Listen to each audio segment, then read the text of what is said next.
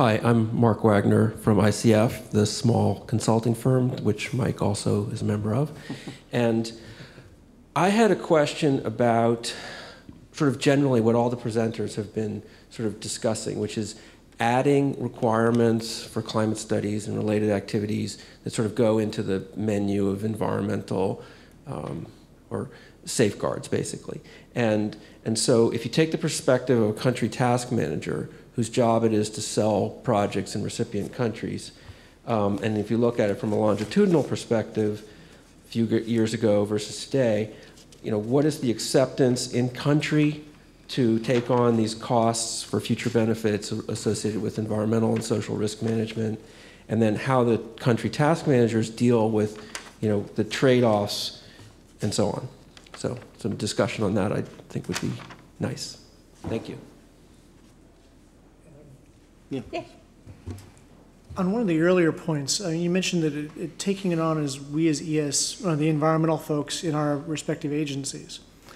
We decided to make a very different approach. While the environmental people are the primary champions for the issue of climate change, we've decided that all of our due diligence approaches should incorporate climate change as an element of their work.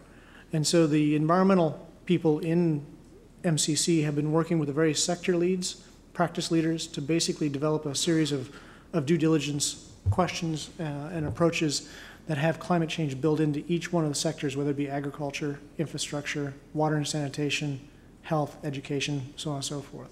So I mean, we're trying to break the idea that this is just an environmental question, that it should be a question for all sectors, irrespective of what you're doing. Now, that broader question of burdening and imposing upon countries or task managers the requirement to address climate change,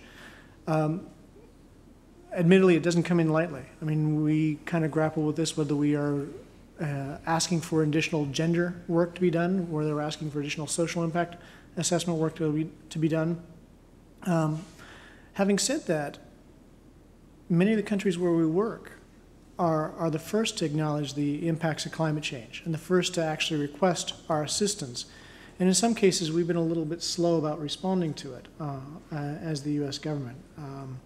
And so we're kind of scrambling to find ways in which we can effectively leverage our resources to help them do that. I think I'd say from our perspective, since we do all private sector work, our investors are pretty much resigned to this is part of what they do now. I think they're used to it at all levels in various countries and from other lending institutions. So we don't meet with as much resistance as we used to when we asked that those issues be addressed. From Exim's perspective, I think that's very similar. One thing that well, first off, the additional requirements for us are a relatively new, it's only been since March, and it hasn't triggered for a great deal of our business. But I think one of the things when we're discussing this internally, we have taking another emission of SOx, sulfur emissions. Flue gas desulfurization is not a cheap prospect either, but yet we have that's something I think at least power plant projects are used to having to confront, and I don't know how to argue about it, if you will, as to what are the thresholds. When do you need to, can we raise the stack? Can we do all those sorts of? I think with respect to greenhouse gases, in many ways, right now it hasn't matured to the point to press for, say, true carbon capture and sequestration, which would be a very costly endeavor. We're just not seeing that as a prospect. We've been in conversations with some integrated gasification and combined cycle, which in many ways is more readily as a pre-combustion carbon capture kind of process, lends itself maybe better to some of that. But we haven't had a project that actually proposes those sorts of things. So, I don't have a real answer to your question. We haven't seen it affect our business, if that was what the question is. But I think, as Diane was saying, I think to a certain extent, there's I don't know if resignation is the word I'd use, but nonetheless, it's yeah. I mean, it's certainly it's out there. I mean, everybody's aware that it's something we're being forced to deal with in some way, and right now we're sort of taking baby steps. I mean, what I just spoke about was one element of a broader plan to deal with providing incentives. As I said, the carbon policy dealt with incentives, so we're trying to say, well, are there renewable energy processes? We have something we call Solar Express, which is intended to try to fast track and expedite more solar power projects that are less than $10 million. Well, that's obviously it's zero carbon type of a project. So we're trying to create a suite of instruments that we can, or methods, measures to deal with enhancing and encouraging renewable and energy efficient projects and exports, and as well as trying to rein in or minimize the effects of high carbon producing projects such as thermal power, fossil fuel thermal power. Great. Other questions? Could you say something about how nuclear power fits in with the low carbon strategy of the banks? It is low carbon, but it has some other issues. Actually, as part of our policy, we don't consider, nuclear is not what we consider a renewable resource. But of course, there are some issues associated with nuclear facilities in the countries that we work in, which might cause us some concern. But it's just not part of our definition for whatever reason. We do, Exim does finance nuclear power projects. We don't formally include it in our low carbon. I mean, obviously it is low carbon, but we don't, it isn't a element of our implementation plan for our carbon and our greenhouse gas policy. We have a separate track for it. We have a it's dealt with separately, and I mean, I think when it came, if we were, this is just speculative. This is my speculation on how it down the road. We haven't done any real high-profile nuclear transactions recently, but if it came down to that, I think we would roll that into our, energy. Figure out a way to hold that out as a zero carbon, low carbon project. But we just haven't done that. And in the OECD, nuclear is handled as a separate annex to the arrangement, and others are dealing with. So it's kind of has its own track within OECD as well. So. But you're right. I mean, it fits in with the overall energy picture, and the fact that it produces energy without carbon is. We'd figure out how to deal with that, or hold that up, if you will, when that came to pass. And obviously, we haven't had it as an issue ourselves. I mean, no country has proposed it to us. I mean, our guidelines do speak to nuclear power, largely because we've adopted them from the OECD as well as the World Bank, so it automatically would be a Category A. However, I mean, realistically, within a 5-year time frame, I would wish anybody the best of luck in completing a nuclear power plant in 5 years. Yeah, fair enough. Okay. Other questions? Yeah, please. Felix Filho from the Inter-American Development Bank. I'm a curiosity about a topic that's not directly related with the topic here, but it's somewhat related. Is if you consider offsetting in your analysis of the project as a way to comply with your requirements, and if so, how do you do it?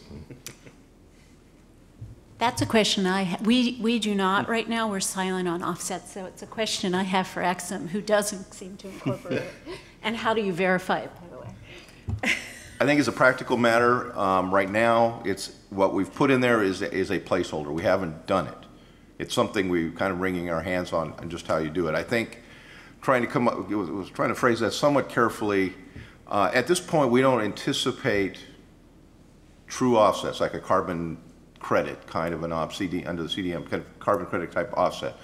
What we've been talking about, and that's why it would be something that the board could weigh in its consideration of whether to proceed with a high carbon intensity project would be, and the like we're trying to use is offsetting activities such as, solar project or something like that. That's basically begging the question. At some point, we're going to need to do that. We haven't been faced with that at this point. So I really don't quite know how we would do that. At this point, I think we've said we wouldn't accept a carbon credit style of offset. Great. I have a question actually for Stephen and Diane. Ben spoke about MCC's sort of challenges, a little bit different, I think, in some sense, portfolio of projects, but less obviously on the GHG emission side and more on climate change effects on the projects themselves from an infrastructure engineering or design perspective, or climate change impacts onto other resources, water and others, that might also be affected by the project. And I'm just curious for the two of you, your existing environmental and social impact assessment process, whether those types of analyses are starting to show up or have been done for years, or if not, if you see movement toward them. Whoever wants to go first, just jump right in. Well, part of what, and we've heard this through, as an export credit agency, we're tied to U.S. exports. So that puts us into a project-by-project mode. That tends to keep our scope pretty narrow. In fact, the thing we just talked about today was one of the first real efforts to go out and look at, say, the green, the carbon policy of a country and start looking. We look at the sort of the fabric of elements in a country's controls or policies that make dictates on our projects, but so we haven't really been confronted with, say, adaptation projects, something that was identified as an adaptation project. We have in elements, and I think I saw earlier, I don't recall who it was talking about a mine with a tailings dam we're basically asked to have a more robust design to accommodate the prospect of future increases, say, in precipitation, the size, the magnitude, or the frequency of precipitation, whatever went into that design. We have had some limited experience with that, but it's very narrow and it's sort of very situational. Similar to Exim, we're driven by the projects that come into us. One of the things that we've been trying to promote on the adaptation side is on one of our funds calls, where we're targeting renewable or clean energy or projects that would reduce greenhouse gas emissions, where we're trying to include a list of other types of projects that we would find acceptable under that funds call that would be certain, what we call the adaptation type programs. Great. Well, everyone, I recognize that at the moment I and the panel are standing between you and your last break on the last day of the conference, so I want to honor that. But I do want to thank both yourselves for being an attentive audience, and especially to our panel for 3 excellent presentations. And thank you. Let's give them a round of applause. And I think the break runs till 3:15 p.m., so a little less than a half an hour, and then the closing sessions will also be in this room. Thanks.